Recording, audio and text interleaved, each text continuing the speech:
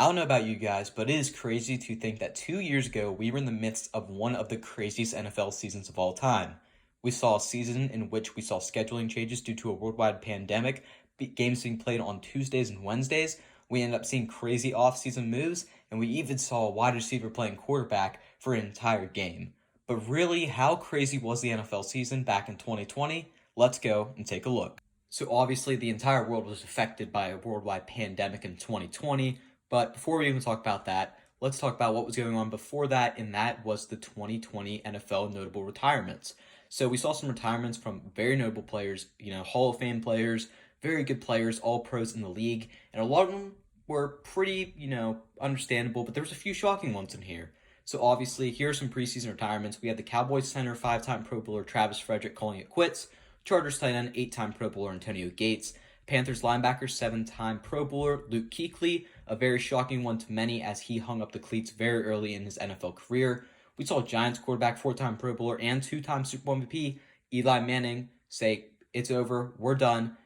One of the greatest quarterbacks of all time in our generation for sure. We definitely saw him hang up the cleats. 49ers offensive tackle, six-time Pro Bowler Joe Staley, Buccaneer and Bronco cornerback, five-time Pro Bowler Aqib Talib, Chargers and Ravens safety, six-time Pro Bowler Eric Weddle, which actually ended up coming back for the 2021 season.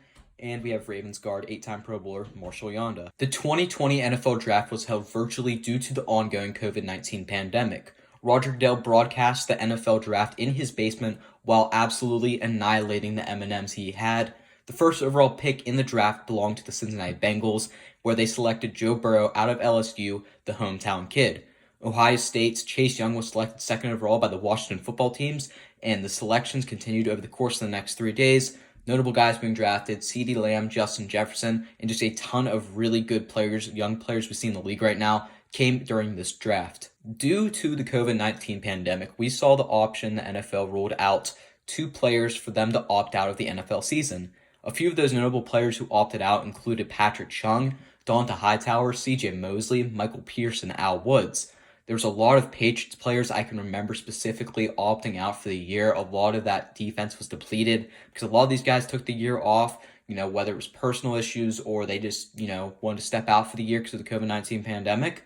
They were given that option to opt out, and a lot of players did take advantage of this. There are some notable players like I just named, but a lot of guys just kind of stepped back and did not play the 2020 NFL season because opting out was allowed. Now, 2020 to me was maybe one of the most crazy off seasons we saw in a long time. Free agency had arguably the biggest move of all time, and that was Tom Brady joining the Tampa Bay Buccaneers after 2 decades spent in New England.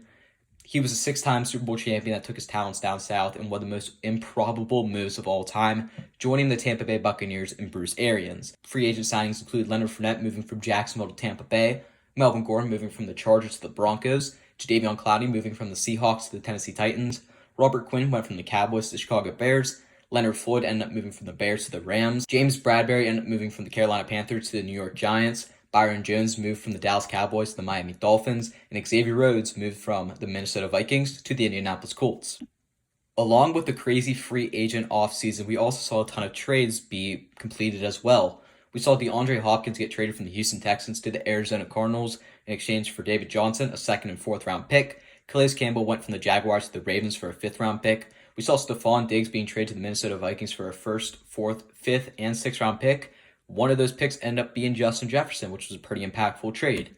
We saw DeForest Buckner go from the San Francisco 49ers to the Indianapolis Colts for a first round pick. Darius Slay went from the Lions to the Eagles for a third and fifth round pick. Trent Williams ended up getting traded to the from the Washington football team to the San Francisco 49ers for a third and fifth round pick. And then we saw Jamal Adams being traded from the New York Jets to the Seattle Seahawks for 2 first round picks and a third.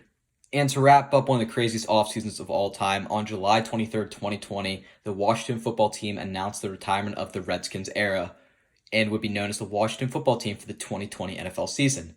The issue was sparked due to the protests in America at the time, and it was already been under evaluation for many decades whether the Redskins name is racist, whether it's not. I'm going to let you guys figure that out yourself. Everybody has their own opinions on it, but the Redskins did end up changing to the Washington football team and eventually the Commanders in 2022. On June 25th, the Pro Football Hall of Fame game would end up being canceled. That game was set to be between the Cowboys and the Pittsburgh Steelers. Then on July 3rd, it was announced that all preseason activities including games, would end up being canceled for the 2020 NFL season. After an entire offseason of crazy moves and a worldwide pandemic, we ended up getting NFL football on September 10th, 2020, with the defending Super Bowl champion Kansas City Chiefs playing host to the Houston Texans. There would be limited attendance for this game, I believe it was around 20%, and the Chiefs would end up winning the inaugural game of the 2020 NFL season.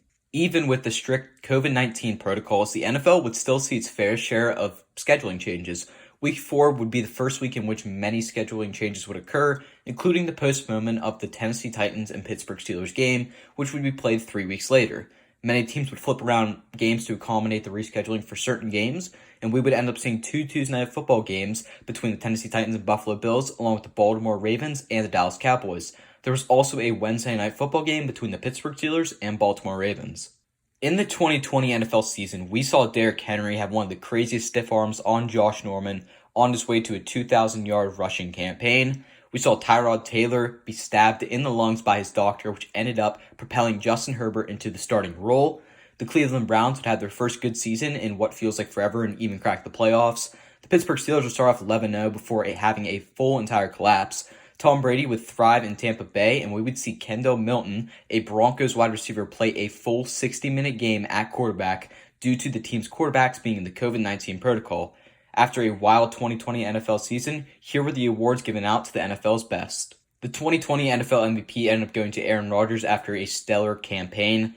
Defense Player of the Year, we saw Aaron Donald win that award. Offense Player of the Year, Derrick Henry. Offensive Rookie of the Year, Justin Herbert.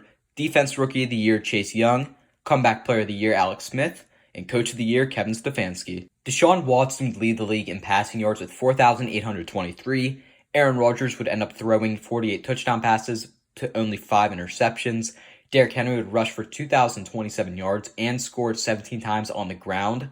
Stephon Diggs would have 1,535 receiving yards, and Devontae Adams would catch 18 touchdowns. Zach Cunningham would amass the most tackles in the NFL with 164. Marlon Humphrey would have 8 forced fumbles, and Xavier Howard would lead the league in interceptions with 10. And Xavier Howard would end up leading the NFL in interceptions with 10. The NFL would implement the 17 playoff format for the first time in 2020. The new format would give each of the top teams in the conference a bye, and the division winners would each receive a home field advantage in the wildcard round. The last 3 spots were for the best remaining records in that conference, and the playoff pictures were as follows.